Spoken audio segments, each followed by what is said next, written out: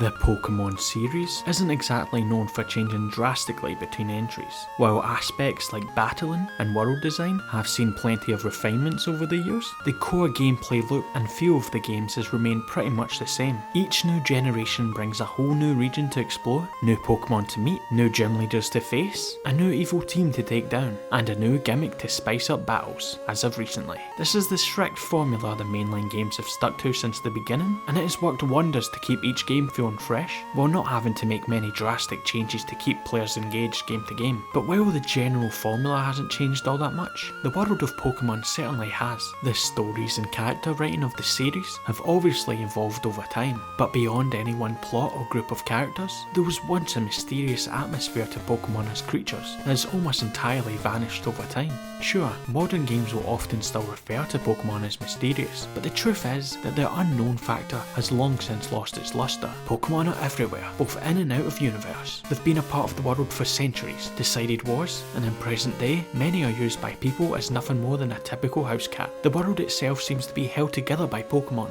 God is a Pokemon for Arceus' sake. Nowadays, the only Pokemon likely to have mysteries attached to them are legendaries and mythicals, when before, the concept of Pokemon itself was the mystery. There's over 1,000 Pokemon now, tons of which I love, but I still think it's interesting to look back at the start of the series when it was just 150 and rising. In a world like that, you could imagine them as these unknowable creatures, this unexplainable phenomenon happening in a world much like ours, a world still filled with normal creatures maybe. And on that point, let me ask you this: do regular animals exist in the Pokemon world? Should they exist? Would they add any value? In a modern context? No, they clearly don't exist. But let's open the obvious can of worms: the Pokemon anime. Specifically, the first season, the season where logic and consistency hardly existed, when the Pokemon world could truly be anything. Normal animals showed up all throughout the first season of the anime. They were just another part of the world, despite how weird it seems nowadays. Though apparently, the chief writer of the series, Takeshi Shuro, said that normal animals are actually extinct in the anime world, and were put in the show due to a misunderstanding. I won't lie, I do like the idea of animals living alongside Pokemon, but the idea of them being extinct is also decently interesting, though even that feels unlikely in modern canon. The Pokédex also adds to this confusion due to all the times it's referred to real animals in Dex entries. Pikachu is the electric mouse Pokemon after all, though who knows how canon Dex entries are. They are known to be quite ridiculous sometimes after all. Maybe all references to real animals are just for the player. Still, even if the appearances of regular animals in the anime mean nothing now, it's still contributed to a greater atmosphere of unknown, which is probably why it remains so nostalgic to so many people. Anything could happen back then, even aside from normal animals appearing. One week, you could see a giant Dragonite without explanation, or Pokemon fusions, or Gary with 10 badges. Where'd he get them? Nothing was set in stone. There were no hard rules, which made the world feel magical, even beyond the superpowered creatures. A new Pokemon could appear without the mystery factor relying on being from a yet unknown region. It could just be a new creature in this ever-evolving world. But the world of Pokemon is more set in stone now. Even the anime quickly mellowed out by the Johto series, settling into a regular formula and a comfortable world. Each generation brings new Pokemon, but said creatures are only new and exciting to us the players, not to the world they inhabit, because that world is already more than used to them. Pokemon have only become more and more tied to the region they come from as time has gone on. You look at a Pokemon from Alola and you see an Alolan Pokemon, not just a Pokemon. At least for me. This isn't necessarily a bad thing, but it does show a stark change in how Pokemon are designed and thought of when introduced to the series. In that way, and many more, each region is a fresh start, a reboot of sorts, a trend kickstarted by Hoenn in the Ruby and Sapphire games back in 2002. Your goal is always the same, to beat the evil team and become champion, but the new Pokemon and environments always keep it feeling fresh and distant from what came before. This is despite the fact that the first 4 regions, Kanto, Johto, Hoenn and Sinnoh, are all connected, with routes that come one after another due to all being based off Japan. But this wasn't always the case. A new region didn't automatically mean a fresh start, at least not an entirely fresh start. The first true Pokemon sequel came in the form of Gold and Silver back in 1999, and like future games, it featured a new region, a new protagonist, new gym leaders, new Pokemon, and a new adventure. It also featured a cool Kanto postgame that hasn't been done again in any future games. Seems pretty much the same, right? Just another branch of the Pokemon world to explore, with a neat callback to the first game.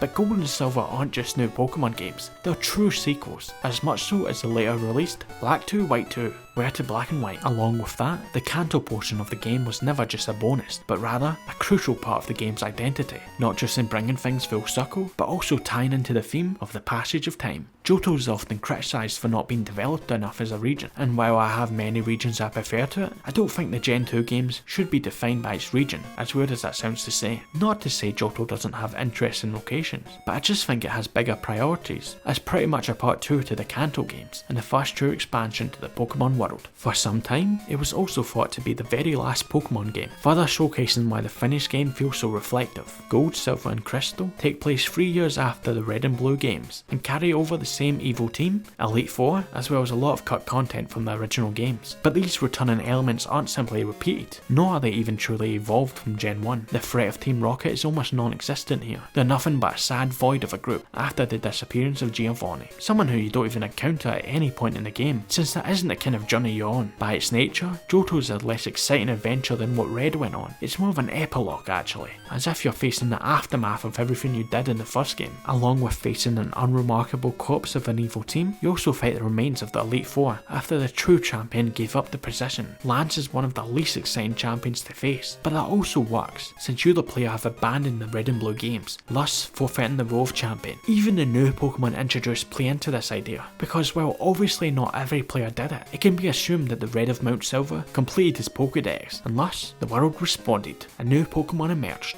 You explore Kanto, but not the Kanto you remember. The Kanto we see here almost feels like a half-remembered memory. Obviously, the shrunken down state of Kanto is due to technical limitations, but it still gives the region a very different feel, sort of melancholic. Characters are gone, roles have shifted, and Cinnabar Island is no more. Time has passed since you were last here, and now you're just another trainer. This loss due to time is also more than represented in the Johto region itself, with locations like Burnt Tower, Lake of Rage, and the entire existence of Celebi. But what about these new Pokemon? They at least give Johto its identity away from Kanto, right? All these iconic Johto Pokemon. Except, are any of them actually Johto Pokemon? There used to be 150 Pokemon, and any new additions to that lineup were a big deal. Not 150 in the Kanto region, just 150 completely mysterious creatures. So where did the Johto Pokemon come from? Were they always there, just not known to the people of Kanto? Well, considering that Johto Pokemon exist in Kanto, that seems unlikely. So was it just a retcon? That seems to be how most new regions of Pokemon are treated nowadays, as if they were always a part of the world, just in a faraway region. Well no, this isn't a retcon, since the people of Johto themselves are hardly familiar with the new creatures, almost as if they just showed up one day. 150. That's still what most people expect the number of Pokemon to be at, and as of Gen 2, it's unclear how present the new Pokemon are in Johto, apart from obvious established Pokemon like Miltank.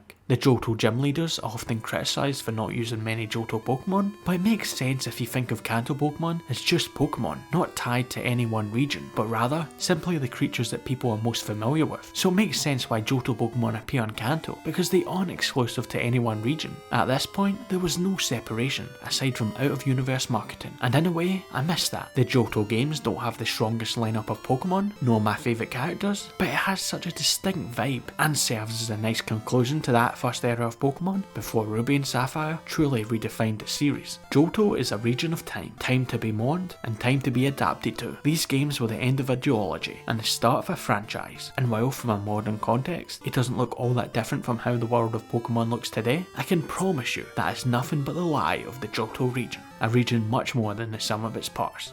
Thanks for watching.